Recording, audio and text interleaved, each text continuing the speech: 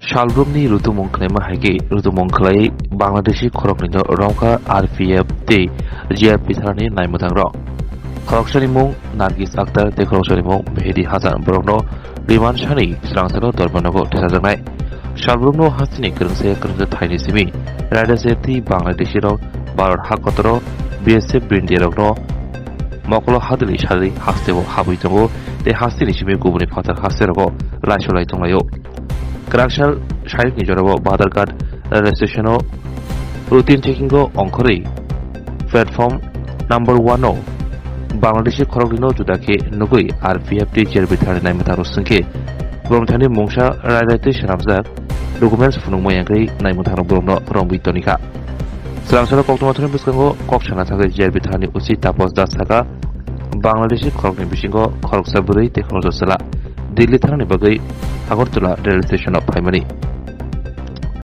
কিভাবে তাদেরকে ধরা হয়েছে এবং কোন জায়গা থেকে? হ্যাঁ, গতকালকে আমরা আগরতলা জিআরপিএস এবং আরপিএফ আমরা প্রত্যেক দিনের মতোই কালকেও আমরা চেকিং করছিলাম বিভিন্ন প্ল্যাটফর্মগুলো। তো ওই সময় 1 নম্বর প্ল্যাটফর্ম তখন আনুমানিক 4:30 বাজে, তখন দেখলাম যে একজন মহিলা আর একজন পুরুষ তারা ওই ট্রেনে ওঠার চেষ্টা করছে। তারপর আমাদের দেখে সন্দেহ হলো, তারপর আমরা ওদেরকে ডিটেইন করি এবং বললাম যে তারা কোথা থেকে আসলো বা তাদের কি আইডেন্টিটি। তখন তারা প্রথমে তো বলেছিল যে তারা ইয়েতে যাবে, দিল্লিতে যাবে এবং তাদের কাছে আই কার্ড আছে। তো বললাম যে দেখার জন্য, কিন্তু তারা ওইরকম কোনো সাপোর্টিং ডকুমেন্ট দেখাতে পারেনি। তারপর তারা স্বীকার করেছে যে তারা বাংলাদেশি নেশালা। তো এই পারপাসে আমরা আমাদের জিআরপি থানাতে একটা মামলা নিয়েছি আইপিপি অ্যাক্ট, আইপিসি এবং ফরেনার অ্যাক্টে। তো আজকে তাদের মহামান্য আদালতে প্রেরণ করা হবে।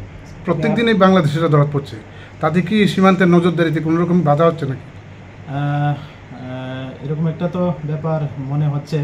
তো যদিও এই ব্যাপার আমরা ঊর্ধ্বতন কর্তৃপক্ষকেও জানিয়েছি এবং তারাও ব্যাপারটা দেখছে এবং যারা সীমান্তবর্তী যারা আমাদের পাহারাদার আছে তাদেরও হাই অফিসিয়াল ভিজিট করছে এবং তাদেরকেও দফায় দফায় ইন্টারোগেশন করছে যে কীভাবে আসলো বা দিকে আসলো। তারাও সবগুলা বিষয় খতিয়ে দেখছে। কোনোরকম দালাল চক্রের মাধ্যমে কি তারা রাজ্যে এসেছে এবং কোন জায়গা দিয়ে এসেছে? এটা তো actually for the interest of investigation এটা বলতে পারছি না আমি অন রেকর্ডে। তো নিশ্চয়ই কেউ না কারা এটাতে যুক্ত আছে, তবে আমরা যেই ওইটার সঙ্গে যুক্ত আছে বা কোনো রকম লিঙ্ক আছে আমরা ওদেরকে আইডেন্টিফাই করব এবং অবশ্যই আমরা এই আইনের আওতায় এনে তাদেরকে গ্রেফতার করব। তাদেরকে ধরা হয়েছে, তাদের নাম কি এবং তাদেরকে আদালতে পাঠানো হবে কি রিমান্ড নিয়ে?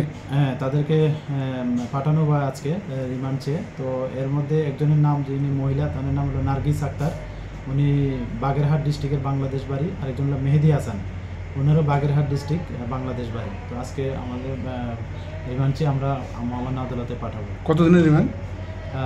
এটা দেখছি আমরা আরও ইন্টারোগেশন চলছে, ওইটার উপর আমরা নির্ভর করে আমরা পাঠাবো।